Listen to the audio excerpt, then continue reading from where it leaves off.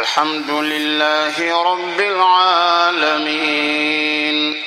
الرحمن الرحيم مالك يوم الدين إياك نعبد وإياك نستعين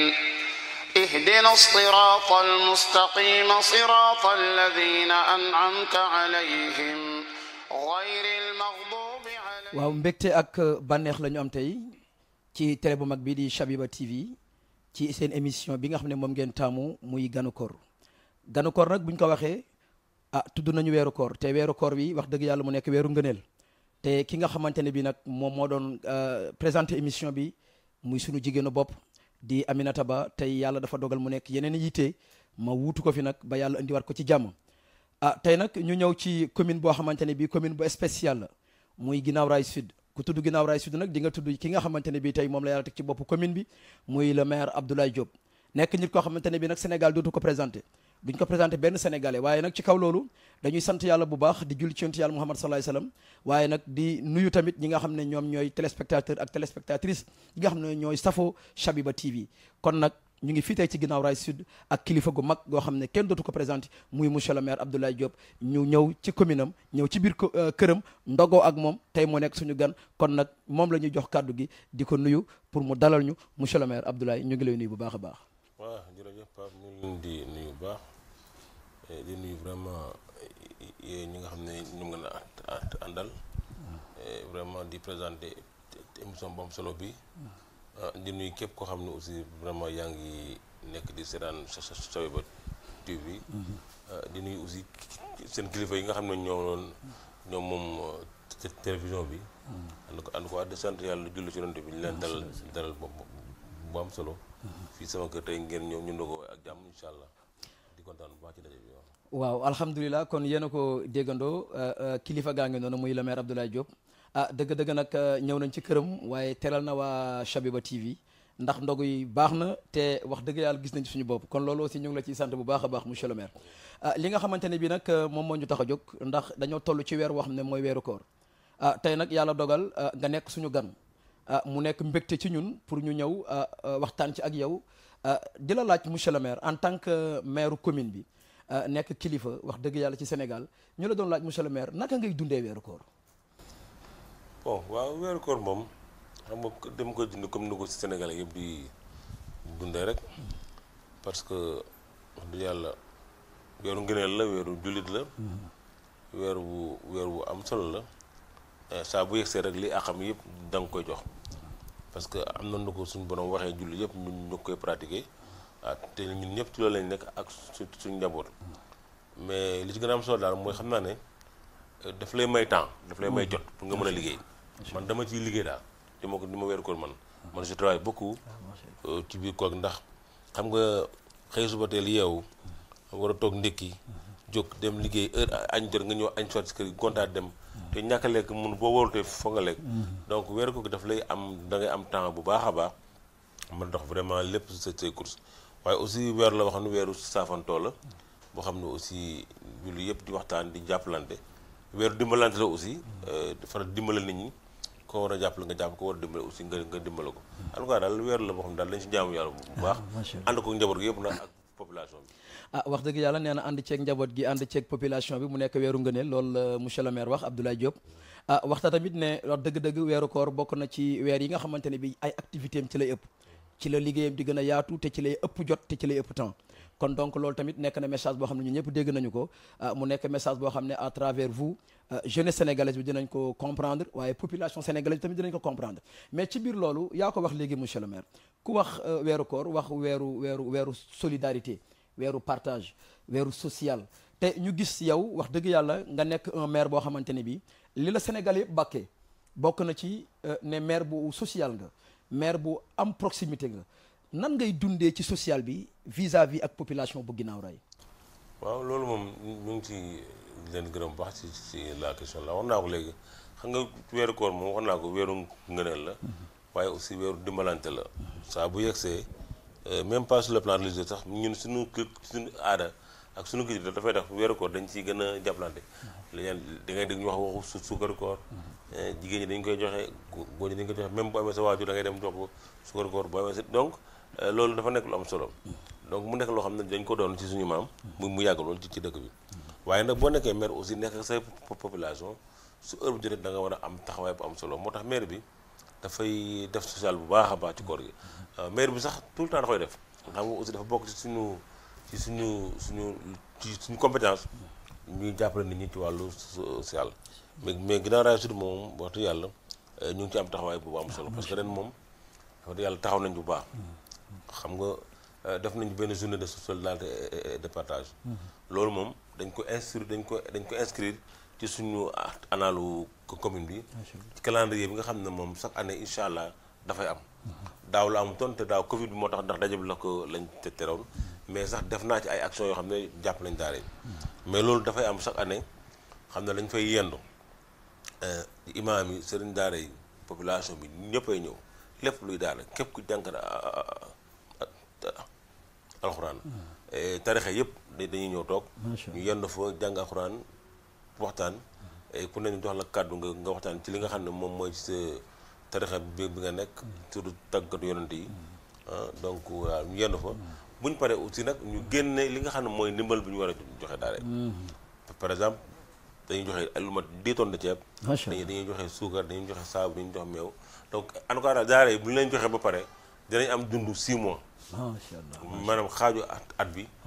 ci daara yi nga xam ne dañuy téye seen kii donc dañ leen jox ñi nga xam ne aussi daara yi du internat xam nga dafa am ñoo xam ne fa la ñuy xale yi foofu lañu nekk mais ñi nga xam ne du internat aussi xam nga sëriñ daara bi aussi bien vrai que ne xale yi nekkuñu këram dafa yendu waaye moom sëriñ daara te dooleem bëluwul war nga ko jox moom tamit lu muy dundee ndax bu amee lu muy dundee dootu solo la xale yi ci yelwaan geeg ak yooyu loolu moo tax mairie bi di ci am taxawaay bu am solo donc chaque année dañ ci def lu bare mais loolu ça c'est dans le cadre des daara mais la population en tant que telle aussi dañ leen di jàppale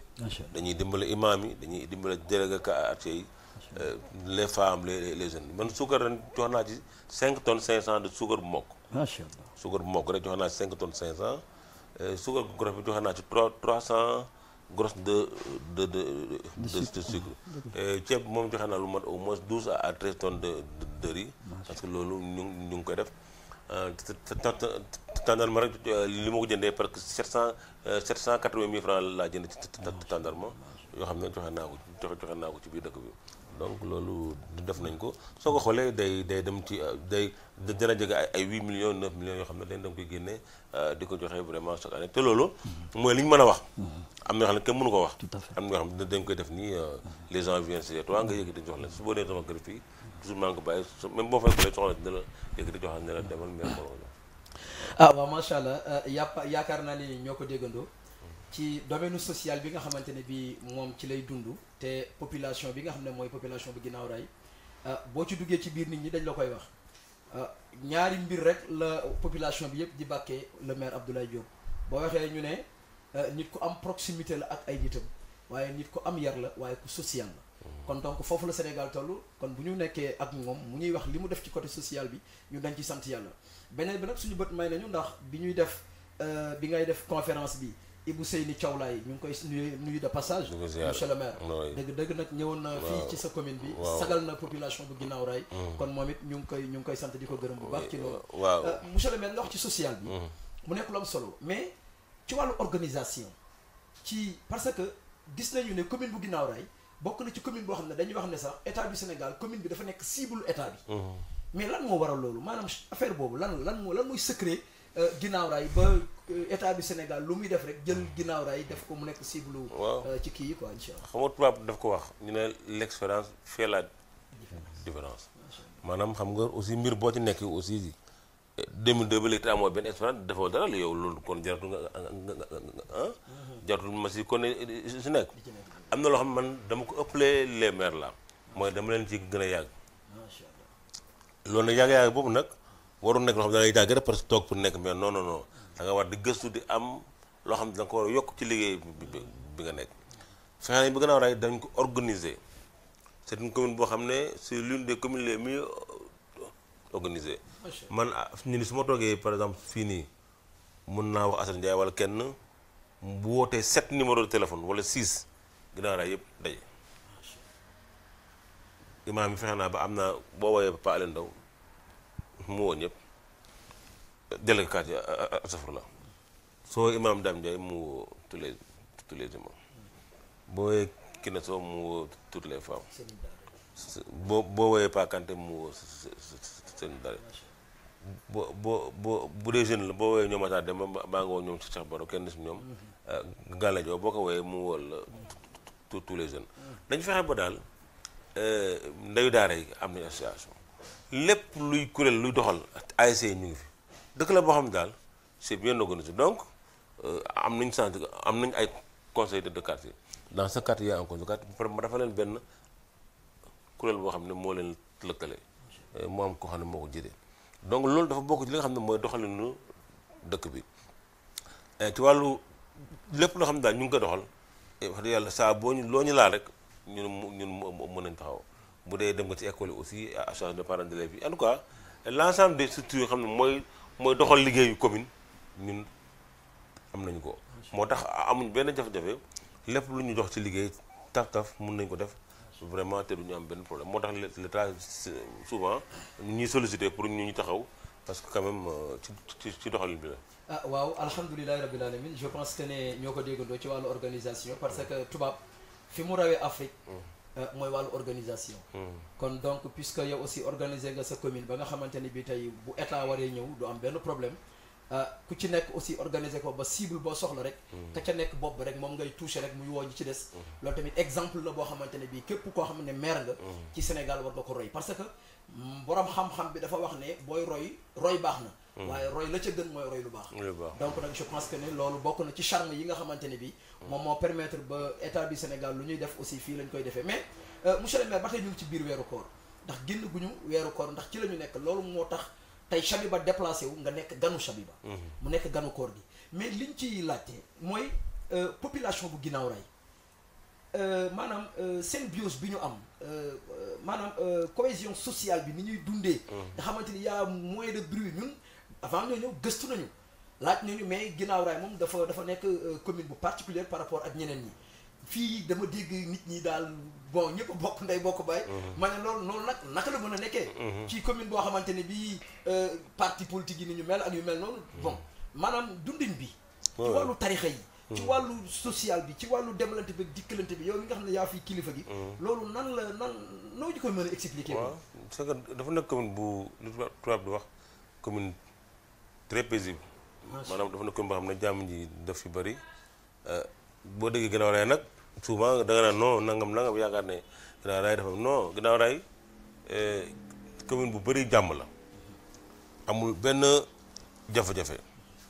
nit ñëpp benn la dama koy wax saa yi ma demee ci programme yi nga xam ne dama koy faral di dem tout le temps dama koy wax saa yoo ñëwee ci xew boo mën a doon da ngay fekk ñëpp koñ boo ñëw bu di xewlee da ngay ñëw fekk ñëpp toog bu dee xew ngénte la bu dee dëj la bu dee lu mën a doon da ngay gis donc dëkk la boo xam ne daal nit ñi dañ nekk benn et quartier boo dem les gens sont bien organisés jeunes yi aussi la même chose loolu nag yàlla moo ko def si Guinaw Rail ndax mënoon na nekk commune bu bopp boo xam ne aussi dafay bëri ay demalante rek fekkalante mais yàlla xam na ni fii moom amul jafe-jafe dëkk Guinaw Rail dëkk bu yàlla defal ñaan la parce que quand même yàgguñu noonu ndax am na ay communes yoo xam ne ñooñu njëkk sud bi nord la jógee parce que Guinaw Rail benn Guinaw Rail la woon dañ ko dagg ci Guinaw Rail nord jox ñu ko mais wax dëgg yàlla bu xoolee ci taxawaayam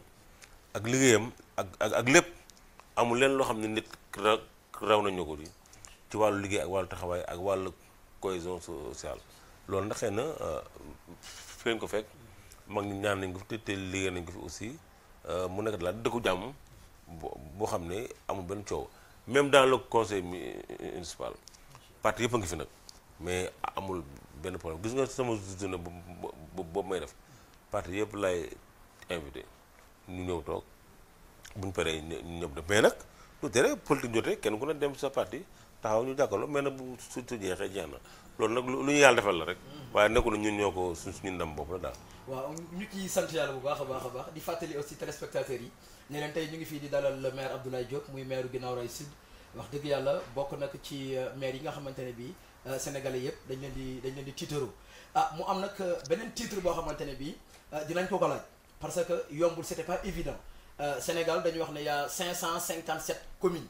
tey yàlla dogal ngeen organisé wu tuddee seen bopp AMS muy organisation des maires du Sénégal. donc le président mooy Alioune Sall. ñu ngi koy saluer aussi de passage. tey nag ñoom ñu tànn la ci juróomi téeméer ak juróom fukk ak juróom-ñaar. muy lu jafe. monsieur le maire ñu tànn la dénk la li gën a sensible ci àddina bi. li nga xam ne ñëpp dañ koy muslu nga teg ko ci yoon muy alal. tey yow yaay trésorier AMS loolu naka nga ko mën a juste naka ko mën a expliquer population bi ak téléspectateurs yi pour ñu mën a comprendre cër boobu nga ci am ak dayo bi mu toll loolu lañ bëgg a xam. waaw jërëjëf encore ci laaj boobu AMS nag moom dafa nekk dañ koy woowee association des maires du Sénégal loolu nag yaakaar naa ne képp ki maire rek ci nga bokk parce que benn association moom moo fi nekk muy kuréel bi nga xam ne dafa lëkkale tous les maires ñu fay daje di waxtaan. di def ay cotisation pour chaque maire yi état du Sénégal di jël alal aussi di ko fa dugal parce que aussi boo xoolee ci dans le monde dëkk boo dem ci àdduna bi am na ko am na partout am na ay association mondiale comme IMF association des maires francophones c'est-à-dire ñëpp ko am day tax ñun ñu mën di lëkkaloo dans le monde sommet yi nga xam ne dafay am ci wàllu décentralisation yi comme sommet climat boobu ngay dégg nga xam ne dafay am chaque année léeg-léeg mu am États-Unis léeg mu am Sénégal daaw Maroc la woon donc partout mu ngi fay am foo la ñu waxtaanee ci lépp luy climat buy doxal le monde li nga xam ne aussi mooy suñu biir dëkk aussi lépp li nga xam ne gouvernement bi mu ngi koy def à travers les collectivités territoriales AMS daf ci taxaw tey soo xoolee tey ASP bi nga xam ne moom mooy agence de protection de sécurité bi nga gis ni tey man maa fa représenté tous les maires boo demee ADM bi nga xam ne lépp luy développement communautaire développement communautaire Sénégal AMS moom mooy président maanaam AMS dafa nekk kuréel boo xam ne li ñu doxalee Sénégal en tant que tel ñun dañ cee bokk parce que maire yi ñooy base u développement wu locomotive développement wu bu réew mi loolu nag man dama ci yàgg a nekk parce que boo demee rek te membre déjà mais bureau bi dama ci nekkoon ci 2009 boobu temps ku ñuy wax Alioune Ndoye moo nekkoon président tey moom mooy l'actuel ministre de la pêche moo nekkoon le trésorier ku ñuy wax Abdoulaye Baldé nekkoon le président parce que Ousmane Masseck Ndiaye moo njëkk a nekk président jamono boobu bi mu bàyyi at bi topp Abdoulaye Baldé ñoo nekk le président moi j'étais trésorier adjoint boobu temps dañu amoon consensus avec le parti socialiste mooy élection 2009 yi nga xam ne Benno Siggil Sénégal xawoon nañu sonal ba gagné commune yu xaw a bari je crois que moom xam na li may wax baax bi ñu amee commune yu xaw a bari nag bi ñu taxawal AMS ñu xaw a yëngal ne léegi nag soit da ngeen ñuy boole ci affaire bi wala ñun ñu créé suñu bureau bopp mu nekk loolu te ñun bëgguñu Sénégal ñaari association des maires du fi nekk ñu waxtaan def benn conférence ndeysaan maa ngi fàttaliku Doudou Issa Niass le maire kii la Biscuiterie alors moom vraiment bokkoon na si négociation yi ñu waxtaan ñu defar benn bureau ñun PDS bi nga xam ne moom nekkoon ci jamono boobu boobu tam président Wade moo nekkoon Baldé jiite association bi Alioune Ndoye nekk trésorier ma nekk adjoint moo tax ren nag 2014 bi ñu gañewee élection yi affaire jiitu ba ëppale ay communes Sénégal PDS ñëw topp ci parce que ñun demoon nañu ba ci presque 200 et quelques communes yu ñu gañoon ñoom ñu gañe presque ay 400 et quelques ñoo ëppale 200 et quelques léegi nag ñu ne ñun tamit il faut ñu bokk léegi nag parti bi ñu daal may environnement ne ma demal bokk ci négociation man ak ñoom Lamine Thiam bi ñu ne léegi nag comme affaire moom moo jiitu ñoom ñooy jël poste président bi ñun aussi ñu jël poste il reste le secrétaire général et trésorier ñoom ils ont jugé que ne est-ce que duñ jox opposition bi trésorier bi pour mu gën a am kii cohérence ci le plan financier moo gën nga jël président jël trésorier après xam nga loolu amul sens léegi nag gars yi na ma ne comme que loolu la te yow da nga nekkoon trésorier adjoint ci Alioune Ndoye pendant 5 ans kon yow commencé woon nga xam dara léegi nag yow la ñuy dugal lii moo tax man ma nekk à l'AMS donc loolu dafa laaj nit ñi xam ko bu baax a baax sama parti moo fa yebal moo tax ma dem fa te si seen tur laa ko defee. waaw macha allah explication bi leer na monsieur le maire. parce que tey ñu bëri ci sénégalais yi xamuñu woon ne. yow Abdoulaye Diop en tant que maire de la commune de Guinaw Rail Sud yow yaay trésorier wu AMS. donc nag loolu mu nekk titre bu am solo boo xamante ne bii wax dëgg yàlla du n'importe qui lañ ko war a jox. kon nag ci confiance boobu ñoom ñu am ci yow ñu ngi lay ñaanal tamit. à travers Chabiba TV à travers aussi tamit Sénégal yëpp. yàlla na la ci yàlla defal ndam. yàlla doon la ci sutura. waaye mais tey aussi monsieur le maire bëggoon nañu dugg tuuti tamit ci actualité quoi parce que ku wax koor aussi wax actualité. actualité sànq am na loo ci jot a touché loolu sax dañ koy brosser muy wàllu Covid bi te yàlla mu ngi sutural. mais tey dañu dégg lu bees loo xamante ne bii président de la république son excellence monsieur Macky Sall moo ko lancé. muy découpage bi nga xamante ne bii tey découpé nañ ko ville de Dakar ville de Pikine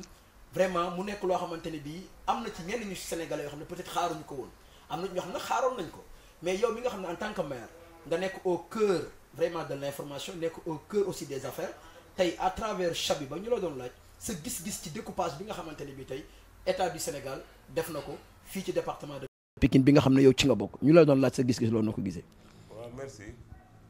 xam nga ci 2014 dafa amoon lu ñuy wax l'acte 3 de la décentralisation. d'abord en 1900 dafa amoon acte 1.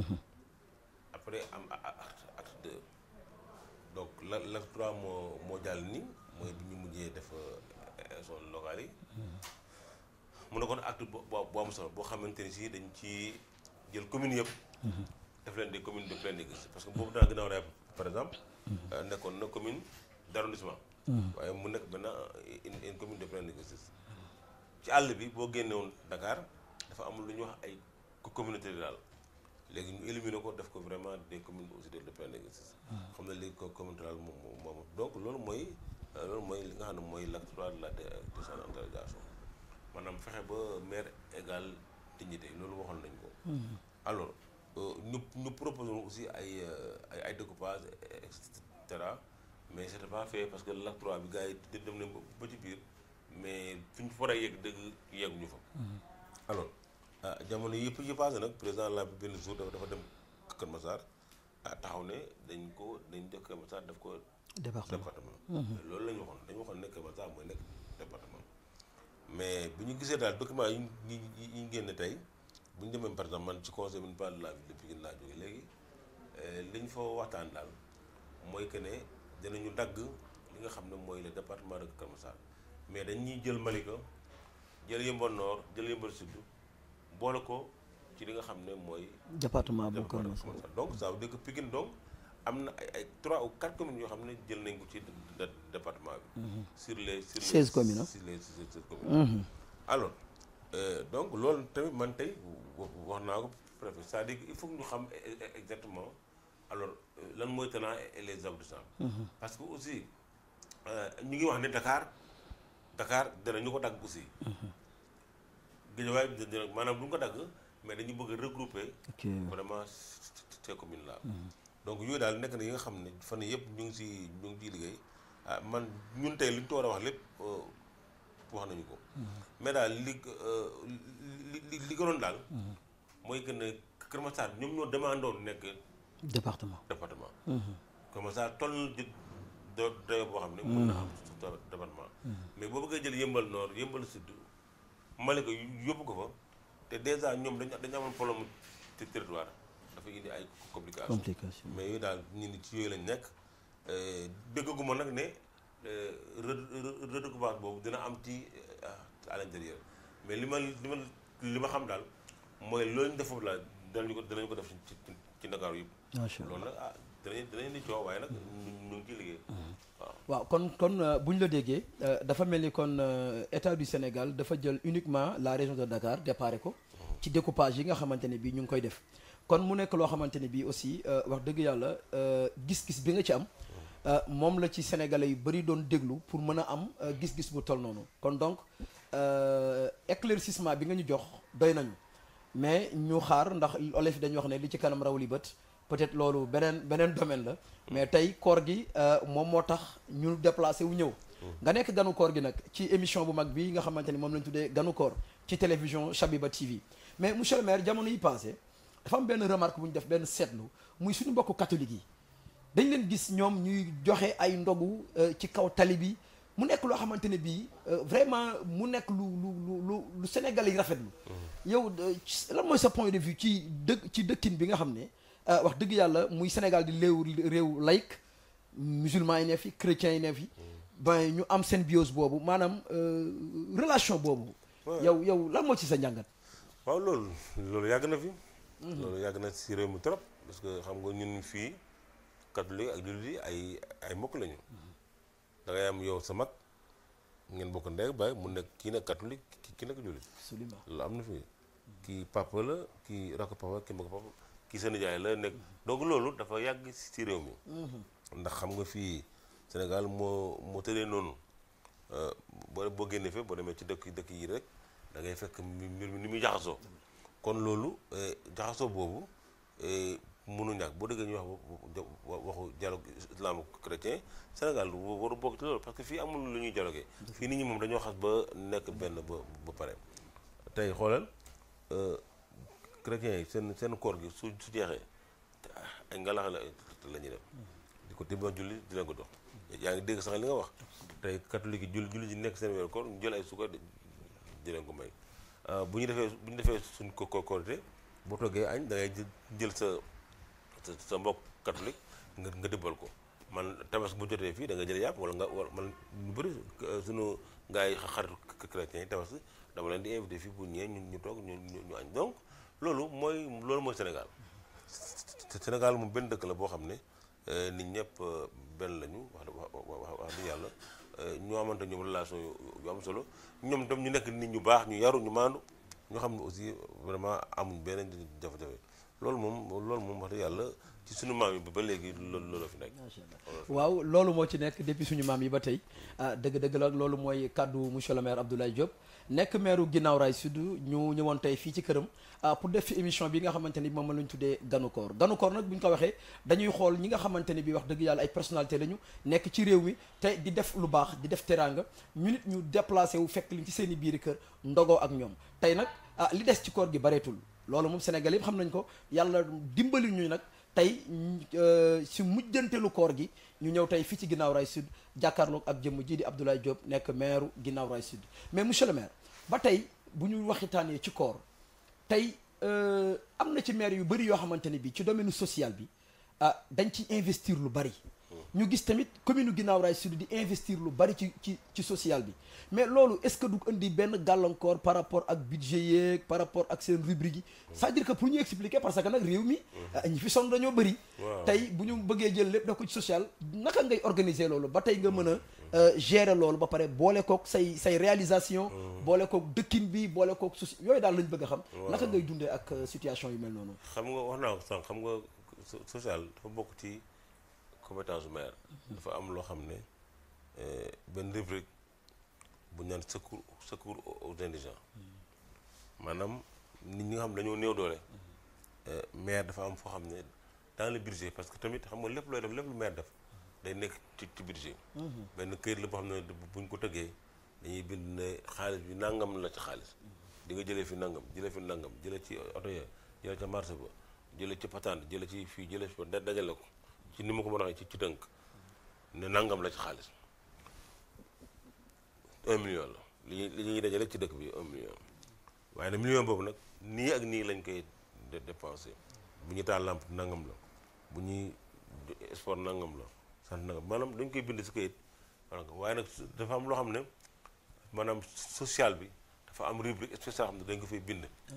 mu doon xaalis boo xam ne dañ ko fay bind teg ko fa léegi nag nga di fex koy dimbale foofu nga koy dimbale bu fekkee nag am nga recouvrement parce que nit ñi foog ñu xam ne aussi loolu ñu bind xaalis boobu ñu 1 million boobu tekkul na yow loolu mu ngi sa kees da nga koy bind pare dem wuti ko mën nga ko am comme mën nga ko bañ am mën ngaa bind 1 million ba at bi jeex li ngay am du mat 500 000 mën nga am 300 000 mën nga am 400 000 mën nga am boo amee 700 000 ci 1 million bi ça veut dire que yow recouvrir nga bu baax a baax a baax 70% wala 75%. Donc tout le temps xaalis boobu nekkul loo xam ne yow luy ñëw luy dajandool la waaye nag léeg-léeg nga am ci loo xam ne lu am solo donc foofu la ñuy jëlee alal bi nga xam ne moom la ñuy dimbalee nit ñi dafa am rubrique boo xam ne ci budget bi uniquement pour mbirum social waaw noonu lañ ko doxalee. waaw alhamdulilahi rabbil alamin je pense que ne yàlla subhanahu wa taala sax moo digle ci jullit ñi nañuy dimbalante rek ci seen i alal nañuy dimbalante rek te yàlla tax donc tey bu ñu ñëwee fekk le maire Abdoulaye Diop aussi nit ñi xamee ko ci social nit ñi xamee ko ci ndimbalante ci alalam ci ndimbalante wax dëgg yàlla ci far nañ ci wewu bëy na am na ci ñoo xam ne sax dëkkuñu ginnaaw raay bu ñu yëgee sa mbaax dañuy déplacé wu fu ne la ñu jógee ci Sénégal di ñëw di leen tawat seen soxla loolu nag ku ko yàlla jox war nga cee sant yàlla ndax képp ku yàlla bëggu la fay ëllëg du la liggéeyloo kon donc yow it loolu ñu ngi la ciy sant bu baax di la gërëm tey nag à travers Chabiba TV ñu ñëwoon nag def déplacement bi ñu la doon wax nag ne ñu ngi tiré émission bi ci suñu fin la ñu jëm wax dëgg yàlla di la wax tamit ne tey soo doon am conseil boo doon jox population sénégalaise bi ci wàllu stabilité politique ci wàllu doxalin bi ci relation yi entre tarixa yeeg dëkkin beeg ci Sénégal pratiquement nag la jeunesse du Sénégal tey nag yaa ngi sa commune léegi ñu la doon laaj ban conseil ngay jox population sénégalaise mais particulièrement aussi tamit la jeunesse du Sénégal waaw ñu nekk si jàmm rek xam nga jàmm dafa am solo ci réew foog ñu nekk si jàmm foog ñu dimbalante foog ñu jàppalante foog vraiment dëkk bi ñu stabiliser ko bu baax surtout sur le plan politique xam nga jamono yi passé coow rëy absolument amoon na ci réew mi te loolu yëpp mbirum politique moo ko waral politique moom baax na trop waaye politique politicienne moom baaxul politique baax na mais politique politicienne baaxul loolu dafay indi ay jafe-jafe dafay indi vraiment li nga xam ne mooy ay problème loolu dina am solo xale yi aussi la même chose ñu xam ne aussi réew xale yi dañ ci am solo parce que tey je crois que tey xale moo juddu ëllëg màgg pour ma mën a nekk li waajuram ne nekkoon loolu dafa am solo xale yi aussi ñu gën a góorgóorlu ñu war a jàng nañ dem jàng ñu war a am métier nañ wuti métier koo xam ne aussi da nga war a liggéey sa askan nga liggéey sa askan parce que aussi nit ki soo nekkee soo nekkee fi nga dëkk da nga war a amal njëriñ fi nga dëkk mais yenn yu bëri moom baaxul parce que sànni xeer taal pëna extra dugg ci la war a dugg loolu defarul réew bien vrai que nag nit ki war nga di wax war nga di yëngu ñu xam ne yow lii ne neexu la waaye nag wax ko fi nga ko war a waxee soo paree nga dellu ci ca waar wa dem liggéey boobu waajur aussi ñu yar seen doom yi parce que pap lu ci ëpp ci éducation de base la bis bëri dañu amul yar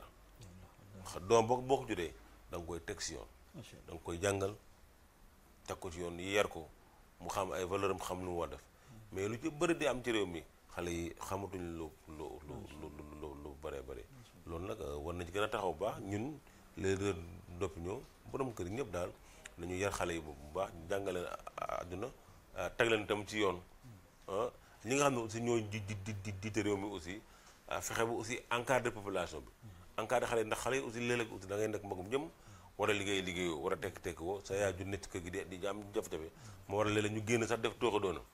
def naka su noonu yaakaar ne sax loolu boo ko defee pour dimbali sa waajur mais loolu nekkul tegu si yoon kon yooyu yëpp kenn ko da nga am daal loo war a jouer sa rôle bopp en tant que chef loolu boo ko doxalee keneen doxal ko bu ko defee jàmm na ñooy waaw loolu daal laa ci bëggoon a yokk vraiment ci waxtaan woowu waaw mbokki Chabiba TV mbokki émission bii di Ganu Koor tey ki ñu amoon mooy Abdoulaye Diop maire de la commune de Guinaw Rail Sud conseil bi mu joxe nag ki ko njëkkee mooy njëkkee na ko ci boppam njëkkee ko ci responsabilité yi nga xamante ne bii yàlla jox na ko ay nit ci Sénégal pour ku ci nekk xoolaat sa taxawaay waaye joxaat na conseil ci kilifa yi nga xamante ne bii ñoom ñoo uuf njaboot gi ci ñu war a éduquer njaboot gi yar njaboot gi parce que indiscipline warul sénégalais ndax dëkk boo xam ne Serigne Touba moo fi nekk radiyallahu anhu Baye Niass Limamou Laye Serigne Abbas Sall Cheikh Sidil Hadji Malick ay gens passe ñu mel noonu bu ñu nekkee ci réew moo xamante ne bii dafa bëri ndaw yi li leen war mooy ñu am yar wax nga tamit ci wàllu éducation ndaw balaa mu mën a jëriñ askanam day jàngi te loolu aussi nekk na lu am solo kon donc tey ñaax nga mag ñi ñaax nga état bi waaye ñaax nga jeunesse bi mu nekk nag loo xamante ne bii wax dëgg yàlla nit ni mu mel rek buy joxe conseil ci ni mu mel lay joxe conseil ci yar bi ci nangoo jàng bi ci kii mais tey su may tënk say wax ci sa parcours ak fi nga jot a jaar monsieur le maire à travers Chabiba TV à travers émission Ganu Koor dañuy tënk rek ne responsabilité boo mës a am ñaar moo la ko may su ma déggee say wax bi ci njëkk mooy expérience